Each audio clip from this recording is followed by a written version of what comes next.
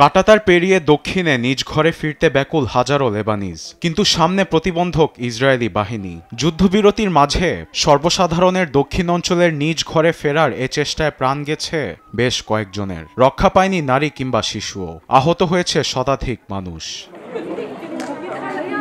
৬০ দিনের যুদ্ধবিরতি রোববার শেষ হলেও লেবাননের দক্ষিণাঞ্চল দখল করে রেখেছে ইসরায়েলি বাহিনী। চুক্তি অনুযায়ী এ অঞ্চলের নিয়ন্ত্রণ থাকার কথা লেবানিজ সামরিক বাহিনীর হাতে, কিন্তু ইসরায়েল প্রধানমন্ত্রী অফিসের বিবৃতি অনুযায়ী হিজবুল্লাহর তৎপরতা ও লেবানন সেনাবাহিনীর ব্যর্থতার কারণে এখনও কর্তৃত্ব ধরে রেখেছে আইডিএফ। তবে হিজবুল্লাহর তৎপরতা নিয়ে মুখ খুলেছেন সংগঠনটির এমপি আলী ফাহাদ। তার দাবি, বিধিনিষেধের মধ্যে দক্ষিণে জনসাধারণের উপস্থিতির জন্য হিজবুল্লাহ দায়ী নয়। আমি সবাইকে বলতে চাই, এই পদক্ষেপ হিজবুল্লাহ কিংবা অন্য কোনো রাজনৈতিক দলের সম্পর্ক নেই। এটি পুরোটাই জনগণের উদ্যোগ। বিধিনিষেধ থাকলেও জনগণ তাদের ঘরে ফিরে যেতে চায়। শনিবার জারি করা এক বিবৃতিতে লেবানিজ সেনাবাহিনী জানায়, দক্ষিণে সীমান্তবর্তী এলাকাগুলোতে সেনা উপস্থিতি বাড়ানো অব্যাহত রেখেছে।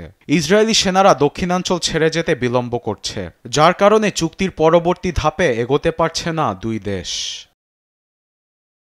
নাম প্রকাশ না করার শর্তে এক পশ্চিমা কূটনৈতিক জানান, দক্ষিণে হিজবুল্লাহর ঘাঁটিগুলো ধ্বংস করতে ইসরায়েলের আরও ১ মাস সময় দরকার। আর ওয়াশিংটন বলছে, লেবানিজ সেনাবাহিনীও দক্ষিণাঞ্চল পুরোপুরি নিয়ন্ত্রণে রাখতে পারেনি, তাই যুক্তরাষ্ট্রের সঙ্গে সমন্বয় করে ইসরায়েলি বাহিনী তাদের সৈন্য সরাবে।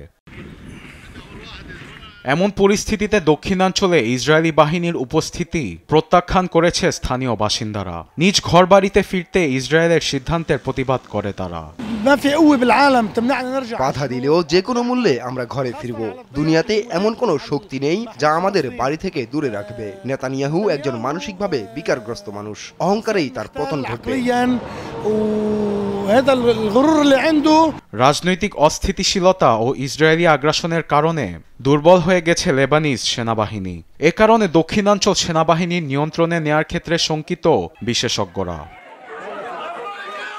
আরবিদ আফসার, নিউজ ডেস্ক, দেশ টিভি।